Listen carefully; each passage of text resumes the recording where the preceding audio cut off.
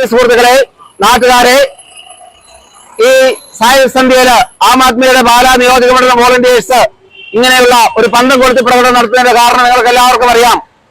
ആം ആദ്മി പാർട്ടിയുടെ ചെയർമാനും ഡൽഹി മുഖ്യമന്ത്രിയുമായ അരവിന്ദ് കെജ്രിവാളിനെ ഒരു കാരണവുമില്ലാതെ കള്ളക്കേസിൽ കുടുക്കി ഇലക്ഷൻ പ്രഖ്യാപനം നടന്നതിന് ശേഷം ED എന്ന ഒരു അന്വേഷണ ഏജൻസിയുടെ കള്ളക്കേസിൽ കുടുക്കി ആം ആദ്മി പാർട്ടിയുടെ ചെയർമാനെ ജയിലിൽ അടച്ചിരിക്കുകയാണ്.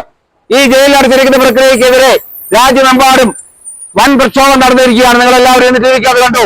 ഡൽഹിയിലും ഇന്ത്യയിലെ എല്ലാ സംസ്ഥാനങ്ങളിലും ഇന്ത്യ മുന്നണിയിൽപ്പെട്ട എല്ലാ കക്ഷികളും ഈ നിഷ്ഠൂരമായിട്ടുള്ള ഈ പ്രവർത്തനത്തിനെതിരെ ശക്തമായിട്ടുള്ള സമരം നടത്തിക്കൊണ്ടിരിക്കുകയാണ്. ജനാധിപത്യത്തിന് ധ്വംസനം ചെയ്തുകൊണ്ടിരിക്കുന്ന BJP ഗവൺമെന്റിനെ ഇനിയും മുന്നോട്ട് വെച്ചുകൊണ്ട് പോകാൻ നമ്മൾ ഒരു കാരണവശാലും സമ്മതിക്കരുത് എന്നുള്ള ഒരു സന്ദേശമാണ് ഈ ഒരു പ്രക്ഷോഭത്തിൽ കൂടി ആം ആദ്മി പാർട്ടി മുന്നോട്ട് വെക്കുന്നത്. ഇന്ത്യയിലെ ജനാധിപത്യത്തിന്റെ കറുത്ത ദിനം തന്നെയാണ് ഇന്ന് എന്നുള്ളത് ഒരു സംശയവുമില്ല. ഇന്നലെ വൈകുന്നേരമാണ് അദ്ദേഹത്തിനെ അറസ്റ്റ് ചെയ്യുകയും ജയിലിലടയ്ക്കുകയും ചെയ്ത കേസ്. എന്താണ് ഇതിന്റെയൊക്കെ സത്യാവസ്ഥ?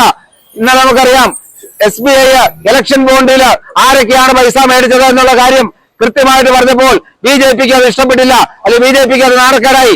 ആ നാണക്കേട് മറയ്ക്കുവാൻ വേണ്ടി അവര് ചെയ്ത ഒരു പ്രധാനപ്പെട്ട നടപടിയാണ് അരവിന്ദ് കെജ്രിവാളിനെ അറസ്റ്റ് ചെയ്യുകയും അദ്ദേഹത്തെ ജയിലിലേക്ക് അടയ്ക്കുകയും ചെയ്ത കാര്യം ഉണ്ടായിരിക്കുന്നത്. അപ്പോൾ ഇവർ കാണിക്കുന്ന എല്ലാ കള്ളത്തരത്തിനും മറികടക്കാൻ വേണ്ടി രാജ്യത്തെ പ്രതിപക്ഷ നേതാക്കന്മാരെ എല്ലാം തുറന്നിടാൻ വേണ്ടിയുള്ള അവരുടെ ശ്രമത്തിന്റെ ആദ്യത്തെ ഒരു നടപടിയാണ്. കാരണം അവർക്കറിയാം, ഇന്ന് അവർ ഏറ്റവും ഭയക്കുന്നത് അരവിന്ദ് കെജ്രിവാളിനെ തന്നെയാണ്.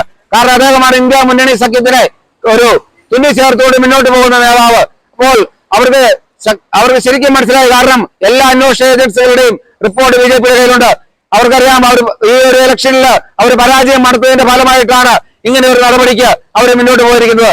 അപ്പോൾ ഇതിനെതിരെ ജനാധിപത്യ വിശ്വാസികളായ എല്ലാവരും BJP ഗവൺമെന്റിനെതിരെ ഉള്ള ഈ പ്രക്ഷോഭത്തിന് സഹകരിക്കണമെന്ന് അഭ്യർത്ഥിച്ചുകൊണ്ട് നിങ്ങൾക്ക് എല്ലാവർക്കും ഒരിക്കൽ കൂടി നന്ദി പറഞ്ഞുകൊണ്ട് ഞാൻ നിർത്തുന്നു. നന്ദി, നമസ്കാരം, ജയ് ഹിന്ദ്.